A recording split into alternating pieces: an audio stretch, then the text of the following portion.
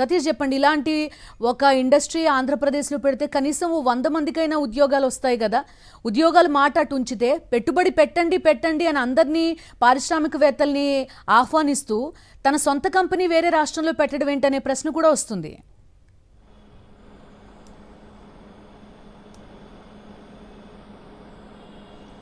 అంటే ఖచ్చితంగా ఇప్పుడు ఈ అంశంతో అనేక ప్రశ్నలు రాష్ట్ర ప్రభుత్వానికి ఎదురవుతున్నటువంటి పరిస్థితి. ఎందుకంటే ఇది సాక్షాత్తు ఈ రాష్ట్ర ముఖ్యమంత్రి చంద్రబాబు నాయుడు, అదేవిధంగా మంత్రి నారా లోకేష్, వీళ్ళిద్దరికి సంబంధించినటువంటి వీళ్ళ సొంత కుటుంబ వ్యాపారం ఇది. ఎప్పుడైతే ముఖ్యమంత్రిగా చంద్రబాబు ఇప్పుడు బాధ్యతలు చేపట్టారో 2024 జూన్ 12న ముఖ్యమంత్రిగా చంద్రబాబు బాధ్యతలు చేపట్టారు ఆంధ్రప్రదేశ్ రాష్ట్రానికి. నారా లోకేష్ మంత్రిగా కూడా బాధ్యతలు చేపట్టారు. ఆ తరువాతే తెలంగాణలో ఈ హెరిటేజ్ ఐస్ క్రీమ్ మ్యానుఫ్యాక్చరింగ్ యూనిట్ని ఏర్పాటు చేయడానికి 204 కోట్ల రూపాయల పెట్టుబడి పెట్టడానికి నిర్ణయం తీసుకోవడం, దానికి అనుగుణంగా అక్కడ ప్రభుత్వం నుండి అనుమతులు పొందిన తర్వాత ఇప్పుడు గత నెలలో అంటే 2026 మార్చి నెలలో ఈ ప్లాంట్కి సంబంధించి మ్యానుఫ్యాక్చరింగ్ ప్లాంట్కి సంబంధించినటువంటి పనులన్నీ కూడా, నిర్మాణ పనులన్నీ కూడా పూర్తయ్యి అందుబాటులో ప్రారంభోత్సవం కూడా జరిగినటువంటి పరిస్థితి ఉంది. సో చాలా స్పష్టంగా ప్రతిసారి దేశంలో ఉన్నటువంటి ఇన్వెస్టర్లు లేదా ప్రపంచంలో ఉన్నటువంటి ఇన్వెస్టర్లు అందరినీ నేనే ఆకర్షిస్తూ ఉన్నాను. ఈ రాష్ట్రానికి ఇప్పటికే నేను 20 లక్షల కోట్లకు పైగా పెట్టుబడులు తెచ్చేశాను, 23 లక్షల ఉద్యోగాలు ఇచ్చేశానంటూ బయట పబ్లిసిటీ చేసుకునేటువంటి ముఖ్యమంత్రి చంద్రబాబు కనీసం తన సొంత కుటుంబానికి సంబంధించినటువంటి లేదా తన సొంత వ్యాపారానికి సంబంధించినటువంటి ఇన్వెస్ట్మెంట్ను కూడా తేలేదన్న విషయం ఇక్కడ స్పష్టమవుతుంది. ఇందులో 2 అంశాలు ప్రధానంగా చర్చనీయాంశంగా మారుతున్న పరిస్థితి. అంటే ముఖ్యమంత్రి చంద్రబాబు కుటుంబానికి ఆయన పరిపాలన పైన, ఈ రాష్ట్రంలో ఆయన పరిపాలన ఉన్నటువంటి మౌలిక వస్తువులపైన నమ్మకం లేక ఇక్కడ పెట్టుబడి పెట్టలేదా, లేదా చంద్రబాబే కేవలం తమ కుటుంబానికి ప్రయోజనానికి హైదరాబాద్ అడ్వాంటేజ్ని వినియోగించుకోవాలి, ఆంధ్రాలో పెడితే అది నష్టం అన్నటువంటి భావనలో ఉన్నారా, ఎందుకోసం ఇక్కడ విస్తరించుకుంటే అక్కడ విస్తరిస్తున్నటువంటి ప్రశ్న ఉత్పన్నమవుతుంది. మరీ ముఖ్యంగా కొత్త ప్లాంట్ అని మనం చూడొచ్చు. 2024లో ఏదైతే సెప్టెంబర్లో దీనికి ఏర్పాటు చేయాలని నిర్ణయం తీసుకున్న తర్వాత హెరిటేజ్ ఇప్పుడు 2026 మార్చికి వచ్చేసరికి మ్యానుఫ్యాక్చరింగ్ యూనిట్ని నిర్మాణాన్ని పూర్తి చేసుకొని ప్రారంభించడమే కాకుండా భవిష్యత్తులో దీన్ని 500 నుండి 700 కోట్ల రూపాయల వరకు కూడా విస్తరించడానికి కూడా నిర్ణయించింది. ఇది ఆంధ్రప్రదేశ్లో మాత్రం గతంలో మనం చూసే కొద్ది రోజుల కిందట పాత ప్లాంట్లకి టెక్నాలజీ అప్గ్రేడేషన్ కోసం భారీ ఎత్తున 60 కోట్ల రూపాయల రాయితీలు మాత్రం ఆంధ్రప్రదేశ్ రాష్ట్ర ప్రజల డబ్బుల నుండి, ఆంధ్రప్రదేశ్ రాష్ట్ర ప్రభుత్వ ఖజానా నుండి, ఇక్కడ ప్రభుత్వ ఆదాయం నుండి తీసుకున్నారు.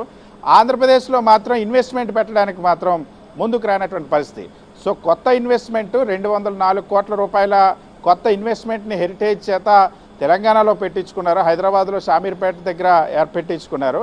కానీ ఆంధ్రప్రదేశ్లో మాత్రం గతంలో ఉన్నటువంటి ఎప్పటి నుండి ఉన్నటువంటి హెరిటేజ్ ప్లాంట్కి టెక్నాలజీ అప్గ్రేడేషన్ పేరుతో దాదాపుగా 60 కోట్ల రూపాయల రాయితీలు, 5 ఏళ్ల పాటు GST రాయితీలు వీటన్నిటిని కూడా ఇప్పించుకున్నటువంటి పరిస్థితి. సో అంటే ఆంధ్రప్రదేశ్ రాష్ట్రాన్ని ముఖ్యమంత్రి చంద్రబాబు నాయుడు కుటుంబం ఏ విధంగా చూస్తుందన్న దానికి, ముఖ్యమంత్రి చంద్రబాబు ఏ విధంగా చూస్తున్న దానికి ఇది ఒక నిదర్శనంగా చెప్పవచ్చు. ఎందుకంటే రాయితీలు కావాల్సినవి, ఫ్రీగా వచ్చేటువంటి రాయితీలు వీటన్నిటిని కూడా ఆంధ్రప్రదేశ్ నుంచి తీసుకుంటున్నారు.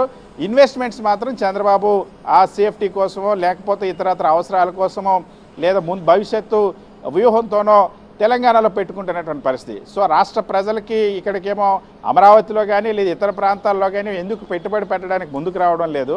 కొత్తగా పెట్టినటువంటి పెట్టుబడి 2024 తర్వాత పెట్టినటువంటి ఇన్వెస్ట్మెంట్స్ కూడా ఏపీలో ఎందుకు తీసుకురావడం లేదు చంద్రబాబు కుటుంబానికి ఏపీ. ఎందుకంటే ఇప్పటికే ఇటీవలే ప్రతిపక్షాలు కూడా విమర్శించినటువంటి పరిస్థితి. ముఖ్యమంత్రి చంద్రబాబు కుటుంబం కూడా ఇక్కడ నివాసం ఉన్నటువంటి పరిస్థితి. కేవలం ముఖ్యమంత్రి చంద్రబాబు అదేవిధంగా మంత్రి నారా లోకేష్ని మాత్రం ఇక్కడ క్యాంప్ చేస్తారు. కుటుంబ సభ్యులంతా కూడా వాళ్ళ వ్యాపారాలు, కుటుంబ నివాసాలన్నీ కూడా అక్కడ ఉన్నటువంటి పరిస్థితి.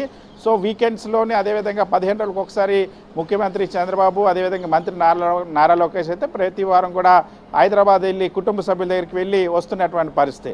ఇప్పుడు ఇన్వెస్ట్మెంట్స్ కూడా అక్కడే పెడుతున్నటువంటి పరిస్థితి. సో రాష్ట్రం పైన ఎటువంటి దృక్పథం ఉంది, రాష్ట్రం పైన చంద్రబాబు కుటుంబానికి, చంద్రబాబుకి, ఆయన కుమారుడు నారా లోకేష్కి ఎటువంటి దృక్పథం ఉందని చెప్పడానికి ఇది మరొక నిదర్శనంగా చెప్పొచ్చు. సో హెరిటేజ్ ప్లాంట్ అనేది తెలంగాణలో ఏర్పాటు చేయడం, దాన్ని ప్రారంభోత్సవం చేసుకున్నటువంటి పరిస్థితి. ఆంధ్రప్రదేశ్లో మాత్రం ఇన్వెస్ట్మెంట్ తీసుకురాకపోవడం పట్ల, సొంత ఇన్వెస్ట్మెంట్ ఆంధ్రప్రదేశ్లో పెట్టకపోవడం పట్ల మాత్రం సర్వత్రా విమర్శలు వెల్లువెత్తున్నాయి. ఇది ఆపరేషనల్ స్టార్ట్ అయిపోయినదా Satish? At the same time 3 points మొత్తం మీరు చెప్పారు. ఇన్సెంటివ్స్ మాత్రం ఏపీ నుంచి తీసుకుంటున్నారు, పెట్టుబడి మాత్రం తెలంగాణలో పెడుతున్నారు. అదేవిధంగా అంటే బెటర్గా తెలంగాణలో వాతావరణం ఉంది, బిజినెస్ ఫ్రెండ్లీ వాతావరణం ఉంది అనేది భావన ఏపీ కంటే కూడా. 3వ పాయింట్, అక్కడ ఉద్యోగాలు కల్పించి లేకపోతే అక్కడ పెట్టుబడి పెడితే కొంత ఒక క్రెడిబిలిటీ ఉంటుంది. రాష్ట్ర ముఖ్యమంత్రి స్థాయి వ్యక్తికి సంబంధించిన ఒక వ్యాపార సంస్థ అక్కడ పెట్టుబడి పెడితే మిగతా ఇండస్ట్రీస్ కూడా కొంతవరకు ఆకర్షణీయంగా ఉండే అవకాశం ఉంటుంది.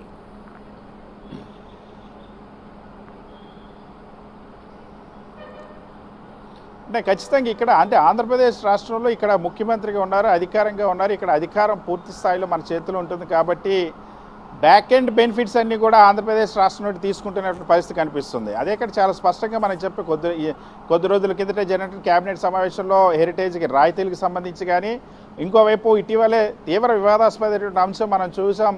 టీటీడీలో ఇందాపూర్ ఏదైతే ఇదే హెరిటేజ్కి వన్ ఆఫ్ ది మ్యానుఫ్యాక్చరింగ్ యూనిట్గా ఉన్నటువంటి ఇందాపూర్ డైరీకి సంబంధించి అత్యధికంగా టీటీడీ చరిత్రలో ఎన్నడూ లేని విధంగా 663 రూపాయలకి కేజీ నెయ్యి టెండర్ని అప్పగించినటువంటి సందర్భాలు కానీ, సో ఇవన్నిటినీ కూడా సో ఆంధ్రప్రదేశ్ రాష్ట్రాన్ని దేనికి వినియోగించుకుంటున్నారు, ఎలాంటి ప్రయోజనాలు పొందుతూ ఉన్నారు అన్న విషయం చాలా స్పష్టంగా అర్థమవుతుంది. అటువైపు గీతంలో మనం చూస్తున్నాం, గీతం యూనివర్సిటీకి సంబంధించి దాదాపు 5,000 కోట్ల రూపాయలు విలువైనటువంటి ప్రభుత్వ భూములను, అది కూడా స్వయంగా నారా లోకేష్ తోడలేనటువంటి విశాఖ ఎంపీకి సంబంధించిన గీతం యూనివర్సిటీ కాబట్టి ప్రభుత్వ భూముల్ని 5,000 కోట్ల రూపాయలు విలువైనటువంటి భూమిని రెగ్యులరైజ్ చేసేయాలన్నటువంటి అత్యంత విలువైనటువంటి విశాఖ భూముల్ని రెగ్యులరైజ్ చేసేసుకోవడానికి కౌన్సిల్లో తీర్మానం చేయడం ప్రభుత్వం ప్రయత్నిస్తున్నాడు. ఇప్పటికీ దానిపైన వెనక్కి తీసుకుంటున్నటువంటి ప్రకటన రానటువంటి పరిస్థితి. అంటే ఆంధ్రప్రదేశ్ ఉన్నటువంటి ఆస్తుల్ని, ఇక్కడ ఉన్నటువంటి వనరుల్ని ఏ విధంగా వినియోగించుకుంటున్నారో మనకు స్పష్టమవుతుంది. వాళ్ళు వ్యాపార వృద్ధికి సంబంధించి వాళ్ళ సొంత ఇన్వెస్ట్మెంట్స్ మాత్రం ఆంధ్రప్రదేశ్ రాష్ట్రం పనికిరాదన్నట్టుగా, ఆంధ్రప్రదేశ్ రాష్ట్రంలో పెట్టాల్సిన అవసరం లేదన్నట్టుగా వ్యవహరిస్తున్నటువంటి పరిస్థితి ఇక్కడ చాలా స్పష్టంగా కనిపిస్తుంది. ఎందుకంటే గతంలో కూడా మనం చూసాం, ఇల్లు నివాసాన్ని కూడా ముఖ్యమంత్రి చంద్రబాబు హైదరాబాద్లోనే అత్యంత విలాసవంతమైనటువంటి చంద్రభవనాన్ని 100 కోట్ల రూపాయలతో హైదరాబాద్లో కట్టుకున్నారు. ఆంధ్రాకు వచ్చేసరికి మాత్రం ఇక్కడ లింగంనేని రమేష్కి సంబంధించినటువంటి అక్రమ కట్టడం ఏదైతే ఉందో, కరకట్ట నదీ పరివాహక ప్రాంతంలో కరకట్ట భవనం ఏదైతే ఉందో దాన్ని స్వాధీనం చేసుకున్నటువంటి పరిస్థితి. స్వయంగా లింగంనేని రమేష్ చెప్పారు, నేను తాను ప్రభుత్వానికి గిఫ్ట్గా ఇచ్చినటువంటి అంశాన్ని స్పష్టంగా చెప్పినటువంటి పరిస్థితి. అదేవిధంగా ఇప్పుడు కూడా ఆ ఇంటి నిర్మాణం ఇప్పుడు ఆ అమరావతి ప్రాంతంలో జరుగుతున్నటువంటి పరిస్థితి ఉంది. అక్కడ రైతులు ఎవ్వరికి ఇళ్ల నిర్మాణాలు జరగడం లేదు. భూములు ఇచ్చినటువంటి ఒక్క రైతుకి కూడా రిటర్నబుల్ ఫ్లాట్లో నిర్మాణం కాదు కదా, కనీసం రిటర్నబుల్ ఫ్లాట్లో లేఅవుట్ కూడా పూర్తవలేదు. కానీ ముఖ్యమంత్రి చంద్రబాబు నివాసం మాత్రం 5 ఎకరాలకు సంబంధించినటువంటి భూమిలో అద్భుతంగా అక్కడ నిర్మాణం జరుగుతున్నటువంటి పరిస్థితి ఉంది. సో ఇక ఇవన్నీ కూడా ముఖ్యమంత్రి చంద్రబాబు తన అధికారం ద్వారా ఆంధ్రప్రదేశ్ రాష్ట్రంలో ఇటువంటి ప్రయోజనాలు పొందుతూ ఉన్నారన్న దానికి ఇది ఒక నిదర్శనాలు. సో సొంత ఇన్వెస్ట్మెంట్ మాత్రం పక్క రాష్ట్రం తెలంగాణ రాష్ట్రంలో పెడతా ఉన్నారు. ఆయనకు కావాల్సినటువంటి రాయితీలు కానీ, ఆయన బంధువులకి రాయితీలు కానీ, లేదా వాళ్ళ బెనిఫిట్స్ అన్నీ మాత్రం ఆంధ్రాలో తీసుకుంటున్నటువంటి చర్చ విస్తృతంగా సాగుతుంది. సతీష్, అంటే అమరావతిలో ఉన్న హెరిటేజ్కి సంబంధించిన ప్లాంట్ కానీ ఇట్లాంటివి ఉన్నాయంటే ఆయన బ్రెయిన్ చైల్డ్ కదా అమరావతి, ఎందుకని అక్కడ ఇన్వెస్ట్మెంట్ పెట్టలేదు అనేది కూడా ఒక ప్రశ్న వస్తుంది. At the same time heritage as a company ఎక్కడ పెట్టుబడి పెట్టుకున్నా మనకి ఎటువంటి అభ్యంతరం ఉండదు. కానీ ఆ హెరిటేజ్కి సంబంధించిన ఎవరిది ఆ హెరిటేజ్ అన్నప్పుడు ఇవన్నీ ప్రశ్నలు మనం చూడొచ్చు.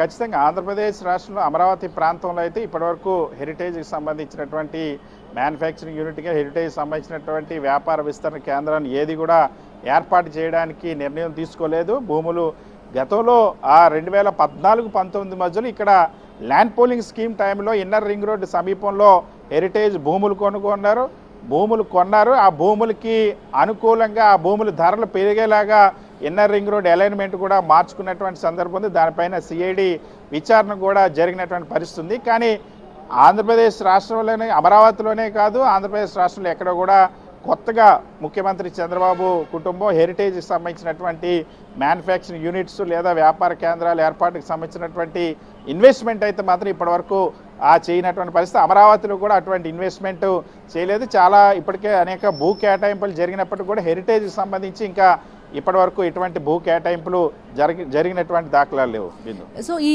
మొత్తం దీన్ని ఎక్కడైనా మెన్షన్ చేసిందా హెరిటేజ్ వెబ్సైట్ కానీ లేకపోతే అధికారికంగా హెరిటేజ్ గ్రూప్ కానీ? అంటే కళ్ళెదురుగా ఇంత పెద్ద ప్లాంట్ కనబడుతుంది, అది వేరే విషయం. బట్ స్టిల్ నేను అథెంటిసిటీ కోసం మిమ్మల్ని అడుగుతున్నా.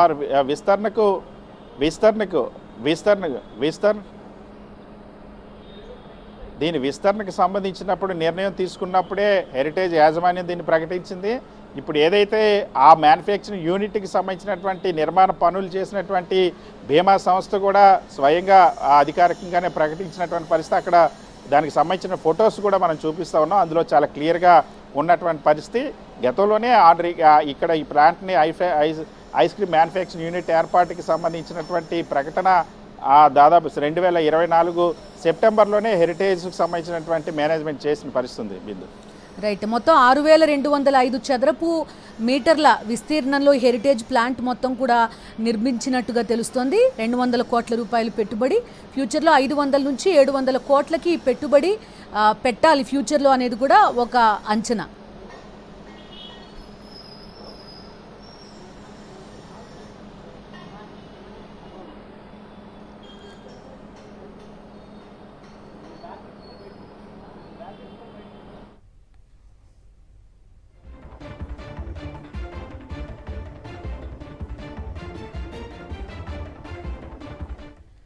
ఆంధ్రప్రదేశ్పై చంద్రబాబు కపట ప్రేమ ప్రస్తుతం మనం చూస్తున్నాం. రాజకీయాలు మాత్రం ఆంధ్రాలో చేస్తారు. ఆంధ్రాకి పెద్ద ఎత్తున పెట్టుబడులు రావాలి అని పిలుపునిస్తారు. పెట్టుబడి మాత్రం తెలంగాణకు తరలిస్తున్నారు చంద్రబాబు. తెలంగాణలో హెరిటేజ్ కొత్త ప్లాంట్ ఏర్పాటు చేశారు.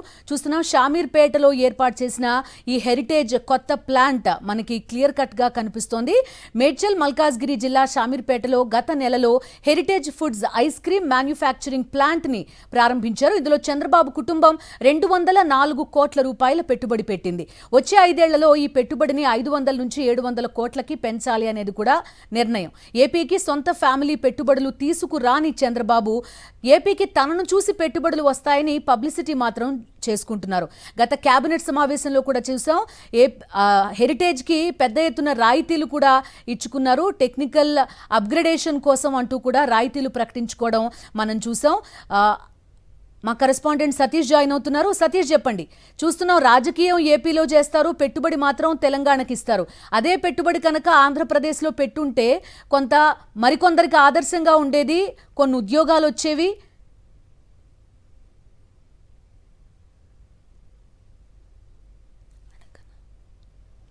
ఖచ్చితంగా, ఎందుకంటే ఇక్కడ మౌలికమైనటువంటి ప్రశ్న ముఖ్యమంత్రి చంద్రబాబుకి, మంత్రి నారా లోకేష్కి ఎదురవుతున్నటువంటి ప్రశ్న. ప్రతిరోజు తెలుగుదేశం పార్టీ మంత్రులు కానీ, ఎమ్మెల్యేలు కానీ, వాళ్ళ సోషల్ మీడియా కానీ స్వయంగా ముఖ్యమంత్రి చంద్రబాబు, నారా లోకేష్ ఎక్కడికి వెళ్ళినా సరే మాకు ఒక జూమ్ కాల్తో పెద్ద పెద్ద ఇన్వెస్ట్మెంట్లు వచ్చే స్టీల్ ప్లాంట్ వచ్చేసిందని చెప్తారు, లేదా ఒక ఫోన్ కాల్తో పెద్ద ఇన్వెస్టర్ వచ్చారని చెప్తారు, బిల్ గేట్స్ని తీసుకొచ్చామని చెప్తారు.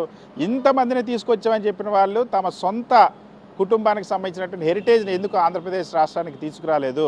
హెరిటేజ్ ఎందుకు తెలంగాణలో ఇన్వెస్ట్మెంట్లు చేస్తుంది, తెలంగాణలో 100 కోట్ల పెట్టుబడి పెడుతుంది, ఆంధ్రప్రదేశ్ రాష్ట్రంలో ఎందుకు పెట్టుబడి పెట్టడం లేదన్న ప్రశ్నకు మాత్రం సమాధానం చెప్పాల్సినటువంటి